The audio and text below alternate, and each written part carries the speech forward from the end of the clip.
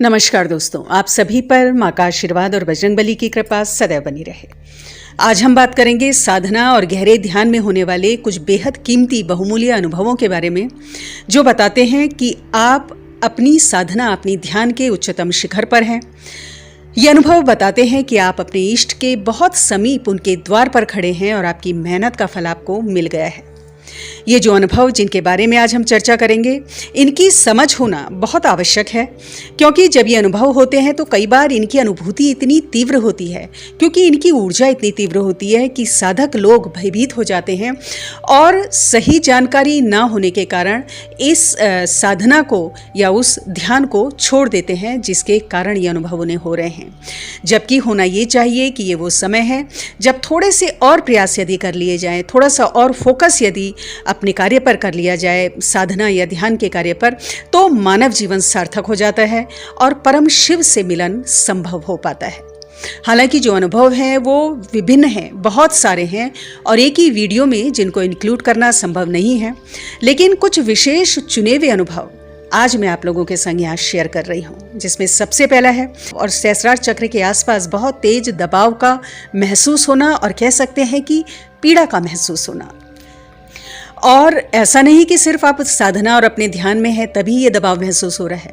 जब आप अपने नित्य के दैनिक कार्यकलाप कर रहे होते हैं तो भी ये तेज दबाव उस समय भी आपको लगातार महसूस होता है। ऐसा लगता है कि वो जगह फट जाएगी और अंदर से कुछ बाहर आ जाएगा। कई बार ऐसा लगता है जो सर का शिखर है, तालू वाली जगह है, वो ऊपर नीचे लगातार हो रही है, तेज दबाव महसूस होगा। और यदि ये अनुभव सहस्रार चक्र पर आपको हो रहा है तो बहुत ही कीमती और दिव्य अनुभव है। सहस्रार चक्र दैवीय ऊर्जाओं का द्वार है और यही वो द्वार है जहां से हम दैवीय ऊर्जाओं से साक्षात्कार कर सकते हैं।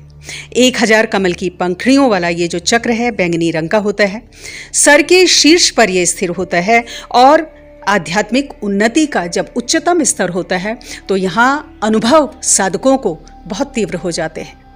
और ये अनुभव बताता है कि जो हमारी सुषुम्ना है, जो इड़ा और पिंगला के बीच से होकर गुजरती है, उसमें ऊर्जा का प्रवाह बहुत ही संतुलित है और मूलाधार चक्र से हमारी जो ऊर्जा है वो ऊपर की तरफ बहुत ही संतुलित तरीके से प्रवाहित हो रही है।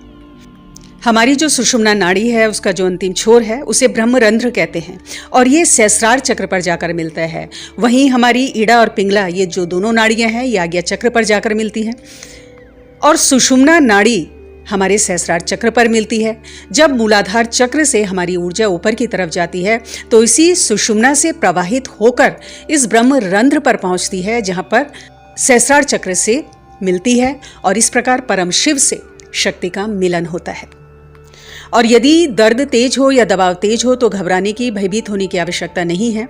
साधना और ध्यान से पहले आप थोड़ा प्राणायाम करें, गहरी लंबी सांसें लें, हल्की फिजिकल एक्सरसाइज आपको रोज करनी चाहिए। कुछ समय बाद ये जो तेज दबाव और दर्द सा कह सहस्रार चक्र पर महसूस होता है, ये हल्का होता जाएगा।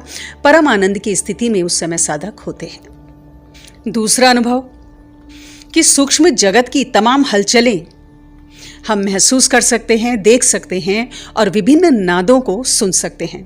और ये इसीलिए होता है कि निरंतर साधना और ध्यान से हमारी एनर्जी बॉडी, हमारा सूक्ष्म शरीर, हमारा ऊर्जा शरीर बहुत प्योर, निर्मल, निर्दोष हो जाता है और सूक्ष्म जगत को अच्छी तरह से अनुभव कर पाता है, स्पष्ट रूप से देख पाता है। ध्यान और साधना में तो विभिन्न दृश्य दिखाई देते ही हैं, आवाज़ें सुनाई देती हैं। इनमें वो आवाज़ें भी होती हैं कि ऐसा लग रहा है कि कई लोग आपस में बातचीत कर रहे हैं। ये सूक्ष्म योनियों की आवाज़ें होती हैं। ये वो समय होता है जब हमारा सूक्ष्म शरीर, हमारा ऊर्जा शरीर विभिन्न लोकों में पहुँचने की शक्ति प्राप्त कर लेता है। अपने इष्ट के दर्शन संभव होते हैं और जो भी आपके इष्ट हैं, जो भी देवी या देवता जिनकी आप पूजा साधना कर रहे हैं, उनसे संबंधित प्रतीक, उनसे संबंधित चिन्ह आपको ध्यान में और साधना में नजर आते हैं। और अपने आसपास दैनिक जीवन में भी किसी के होने का अनुभव कई साधकों को हो सकता है। तीसरा बहुमूल्य अनुभव जो अब हम जानेंगे कि जो मंत्र जप हम करते हैं तो पहले तो वो वाचिक होता है जब साधना की प्रारंभिक अवस्था होती है।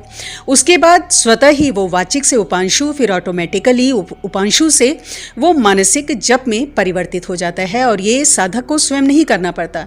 ये जो परिवर्तन है, जैसे जैसे ऊर्जा का स्तर बढ़ता है उसी तरह से ये परिवर्तन होने लगते हैं। जो मंत्र जप है वो वाचिक से उपांशु और उपांशु से मानसिक जप में परिवर्तित हो जाता है और जब और भी उच्च अवस्था साधना की आती है तो जप ही छूट जाता है। यानी जो भी मंत्र जप आप कर रहे होते हैं वो छूट जाता है, एकदम मौन की परमानंद की स्थिति में पहुंच जाते हैं। ये वो समय रहता है जब अपने मंत्र का बोध नहीं होता, अपने शरीर का भान नहीं होता, समय का कोई ज्ञान नहीं होता और आसपास का अनुभव समाप्त हो जाता है। शरीर से हमारा संबंध समाप्त हो जाता है। ये अद्वैत की स्थिति होती है जब इष्ट से हमारी दूरी मिट जाती है, इष्ट से हमारा एकाकार हो जाता है, संपूर्ण साक्षात्कार की स्थिति होती है। हालांकि ये जो स्थिति है ये साधना और ध्यान में काफ़ी समय के बाद आती है। जब बहुत अभ्यास साधक को हो जाता है उसके बाद ये स्थिति उत्पन्न होती है। फिर इसमें यह होता है कि जब मंत्र जब छूट जाता है, एक आनंद की स्थिति में, परमानंद में साधक होता है। कुछ समय बाद चेतना में, स्थूल चेतना में साधक वापस आता है, पुनः मंत्र जब प्रारंभ करते हैं, लेकिन कुछ समय बाद फिर वही स्थिति प्रारंभ हो जाती है, अर्थात फिर वही समाधि की स्थिति लग जाती है, जिसे योग निद्रा भी कहते हैं। और कई साधक लोग थोड़ा सा इस संशय में ले लेते हैं, कंफ्यूज्ड हो जाते हैं, उन्हें लगता है कि वो सो गए हैं, लेकिन वो सोए नहीं होते। वो साधना की उच्चतम स्थिति है, ये योग निद्रा इसे कहते हैं। जब अपने शरीर से, आसपास के वातावरण से, इस सांसारिक जगत से साधक का जो एक संबंध है, कनेक्शन है, वो थोड़ी देर के लिए टूट जाता है और वो अपने इष्ट में, अपने भगवान में स्थापित हो जाता है। चौथा, एक बहुमूल्य अनुभव कि सांसारिक चीज़ों में रुचि नहीं रहती और भोजन का स्वाद चला जाता है। अब चाहे आपके सामने विभिन्न पकवान हो या एक साधारण खाना हो, दोनों एक समान लगते हैं। साथ ही भावनाओं पर काबू आ जाता है। कितनी भी अशांत स्थिति सामने हो, विचलित करने वाली स्थिति सामने हो, मन कम से कम विचलित होता है, क्रोध कम से कम आता है, या मैं कहूँगी कि क्रोध आता ही नहीं है, क्योंकि मन मर जाता है और आत्मा की शक्ति बहुत विकसित हो जाती है, आत्मा बहुत शक्तिशाली हो जाती है। काम वासना, भोग विलास आदि विचलित नहीं करते हैं और संसार से स्वयं को अलग महसूस किया जाता है। मौन ज़्यादा पसंद आता है, कम बोलना पसंद आता है, लोगों से मिलना जुलना कम पसंद आता है। एकांत में अपने इष्ट का स्मरण करना ज़्यादा भाता है। अपने इष्ट में चित्त लगाना, उनके मंत्रों का मानसिक जप करना, यही सबसे ज़्यादा सुरुचिपूर्ण लगता है। अगला बहुमूल्य अनुभव जो हम जानेंगे कि मंत्र जप के समय तेज उबासियों का आना और आंखों से निरंतर आंसू आना, ये एक बहुत स्पष्ट संकेत है कि आप अपने इष्ट के बहुत समीप हैं। इसमें जो भी आप जप कर रहे हैं, जो भी मंत्र आप निरंतर कर रहे हैं, उसमें तेज उबासियों का आना शुरू हो जाता है। साथ ही आंखों से आंसू निरंतर गिरते हैं।